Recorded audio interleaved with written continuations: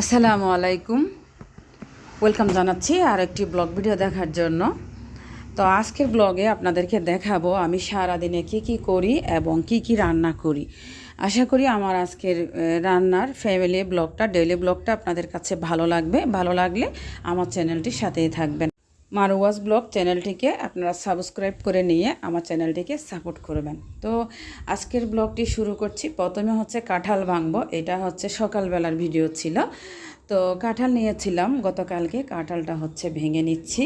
আর কাঁঠালের হচ্ছে কোষগুলো ছোট ছোট, কিন্তু অসংখ্য কোষ ছিল মাশাআল্লাহ। কাঁঠালটাও ছোট ছিল কিন্তু কোষ ছিল বেশি, আর মিষ্টিও ছিল। তবে একটা জিনিস খাইতে কিন্তু মন চাইতেছে না, কারণ কাঁঠালের কোষগুলো একটু নরম, একটু শক্ত হইলে খেতে ভালো লাগে। আর শক্ত কাঁঠাল হচ্ছে সবারই প্রিয়, তো আমারও সেম, আমিও শক্ত কাঁঠালটা খেতে খুব পছন্দ করি। তো ব্যাড লাক, কাঁঠালটা হচ্ছে নরম।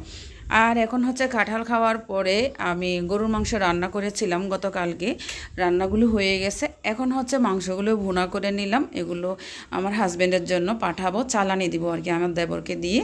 তো আমি হচ্ছে দুপুরে রান্না করে নিচ্ছি। দুপুরে রান্নাতে ছিল কলা, বেগুন, কাঁকরোল, তারপর হচ্ছে ধুন্দুল আর ভেন্ডি, এগুলো দিয়ে একটা সবজি রান্না করব, নিরামিষ, চিংড়ি ছাড়া। কারণ অ্যালার্জির যন্ত্রণায় অতিষ্ঠ হয়ে গেছি বাবারে, আর চিংড়ি মাছটা খাইতে ইচ্ছে করে না, কারণ চিংড়ি মাছে প্রচুর পরিমাণে অ্যালার্জি আছে, ডাক্তারের মানা, সেজন্য চিংড়ি দিব না। এমনি নিরামিষ হচ্ছে পেঁয়াজ রসুন আদা দিয়ে এটা রান্না করব। আমার কাছে নিরামিষটা খুবই মজা লাগে, আমি প্রায় সময় রান্না করি। তারপর হচ্ছে আমার মেয়েকে স্কুলে পাঠিয়ে দিচ্ছি। আর এটা হচ্ছে পরের দিনের ভিডিও ছিল, সকাল 7:30 আমার মেয়ের পরীক্ষা চলতেছে, পরীক্ষা দিতে যাচ্ছে আমার বোনের ছেলে সহ। তো ওদেরকে হচ্ছে স্কুলে পাঠিয়ে দিলাম। স্কুলে পাঠিয়ে দিয়ে তারপর হচ্ছে আমি বাকি কাজগুলো করব। আর এতক্ষণ হচ্ছে আমাদের বাসার লিফটটা চালু ছিল না, যখন 8টা বাজে তখন লিফট চালু করে। তো আমার মেয়ে আর আমার বোনের ছেলে হচ্ছে হেঁটে চলে গেল।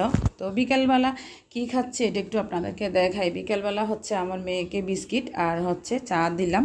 ও হচ্ছে চাটা খুব পছন্দ করে, এক কথায় বলা যায় চা লাভার আর কি। তো চা ছাড়া ও চলেই না।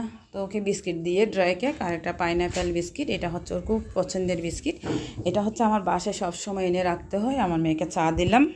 তো এখন হচ্ছে রাতের বেলা জামাইয়ের জন্য চালানিগুলো বেঁধে নিচ্ছি। আমি বক্স কিনে নিয়ে এসেছি, বক্সে করে মাংস, আচার, তারপর হচ্ছে আম নিয়েছি। এখানে আমগুলো হচ্ছে প্যাকেট করে নিলাম।